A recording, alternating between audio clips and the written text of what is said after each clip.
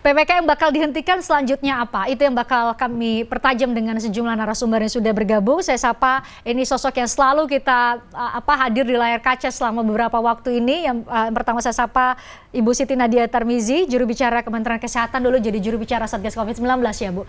Selamat datang Bu Siti Nadia. Terima kasih sudah hadir di studio BTV. Ada anggota Komisi 9 fraksi PAN, Bang Saleh Daulay. Selamat malam Bang Saleh. Selamat malam. Kita sapa yang bergabung dengan kita dari Australia, jauh sekali ini beda 3 jam. Ada Pak Diki Budiman, epidemiolog dari Griffith University Australia. Selamat malam Pak Diki, atau selamat tengah malam di sana. Terima kasih. Kemudian ada Ibu Erlina Burhan, Ketua Satgas COVID-19 PBID. Selamat malam Bu Erlina. Selamat malam. Terima kasih sudah bergabung. Saya ke Bu Siti Nadia. Saya mau mungkin mempertajam tadi soal pertanyaan, apakah kalau memang PPKM di stop artinya langsung berubah ke kita beralih dari pandemi ke endemi, atau ada kebijakan transisi dengan nomenklatur yang berbeda dari PPKM? Jadi seperti kita ada PSBB kemudian ke PPKM, atau seperti apa? Iya, kita tahu ya pada waktu kita mengetahui bahwa kita akan menuju endemi, ada tahapan-tahapan yang akan kita lalui untuk sampai ke arah endemi tadi atau kepada fase endemi tadi. Yang pertama adalah tentunya bagaimana pandemi ini terkendali, kemudian kita akan memulai melonggarkan seluruh aktivitas. Nah, PPKM sendiri adalah pembatasan kegiatan masyarakat, yang artinya memang kegiatan-kegiatan masyarakat sudah kembali lagi ya seperti sebelum pandemi, artinya proses pembelajaran sudah luring semua, tatap muka, kemudian pariwisata sudah berjalan seperti biasanya, perdagangan dan juga seluruh aktivitas, bahkan aktivitas ibadah pun kalau kita lihat sekarang kalau kita beribadah sudah tidak ada jaga jarak lagi ya seperti itu. Tapi tetap tentunya kita masih dalam situasi pandemi, artinya yang kita selalu katakan walaupun nanti kita menuju endemi, virus COVID-19 ini masih akan hidup bersama kita. Nah, tentunya kita harus waspada dan selalu siap siaga, dan tentunya upaya-upaya mitigasi jangan sampai terjadi kejadian lonjakan-lonjakan yang tidak kita inginkan seperti sebelumnya. Kalau dilihat kan semua vaksinasi sekarang itu dosis yang telah diberikan 203.981.914. Kalau vaksinasi dosis kedua itu 174.707. Dikatakan oleh Ibu di berbagai media bahwa nanti akan ada survei serologi untuk mengukur daya tahan kami, apakah kami sudah siap untuk harus berhadapan dengan virus ini terus-menerus. Itu bakal dilakukan kapan dan bagaimana Bu?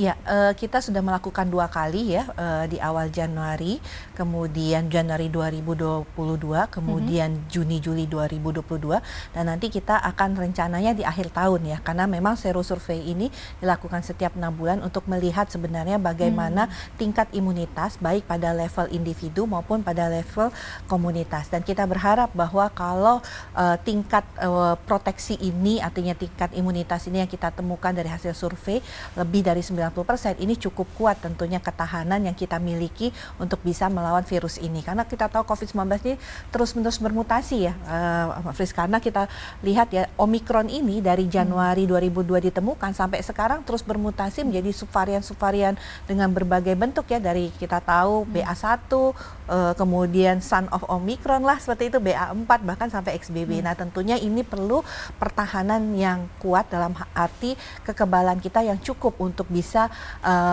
menjaga diri kita untuk tidak terinfeksi. Kalaupun terinfeksi ya ringan-ringan saja atau bahkan tidak bergejala. Karena kita sudah punya cukup imunitas untuk bisa mengurangi risiko fatalitas dari ketika terpapar virus ya COVID-19.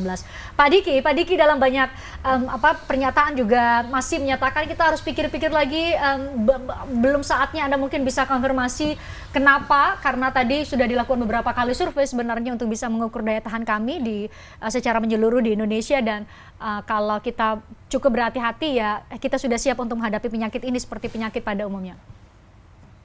Jadi kalau memang kita sudah jauh lebih baik, itu jelas ya, kita sudah on the track, dan kita on the track karena ada wakil yang terhormat wakil DPR nih, supaya tertahu kita sudah benar ya. Tapi apa yang terjadi di China, Jepang sekarang, bahkan Amerika ya, jadi ada 4 negara sekarang yang sedang naik termasuk Brazil. Jadi modal imunitas yang 3 dosis yang primer itu ternyata tidak cukup mampu menahan laju subvarian yang terbaru ya. Nah, termasuk kalau di China ada BF7 juga hadir. Nah, ini yang artinya pesan pentingnya adalah divaksinasi booster. Nah, kenapa kita harus sangat hati-hati bicara masalah PPKM ini? Karena PPKM ini kan payung sebetulnya untuk penguatan di testing, 3T, 5M termasuk vaksinasi. Nah, PR kita itu masih cukup besar Mbak Pristian di booster, yang mana booster inilah yang sebetulnya terbukti mampu menahan laju lonjakan kasus gitu.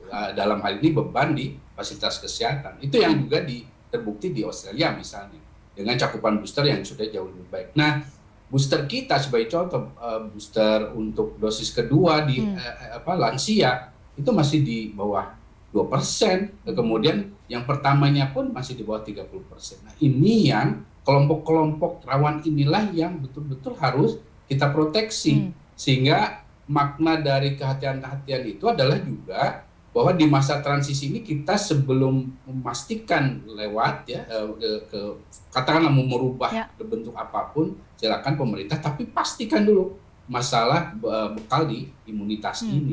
Karena ini bicara sekali lagi yang terjadi saat ini di level global, ternyata ini masih bisa mematikan subvarian yang ada ini. Kalau kita dengarkan baik-baik kan pernyataan presiden itu adalah akhir tahun ini. Akhir tahun ini kan berarti sekarang tanggal berapa? 26, 27, 28, 29, 30, 31 Desember.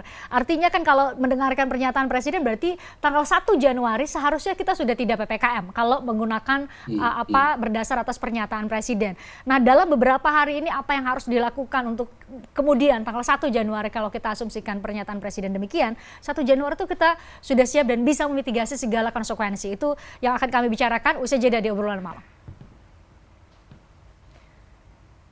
Tertarik dengan diskusi saya dengan para narasumber?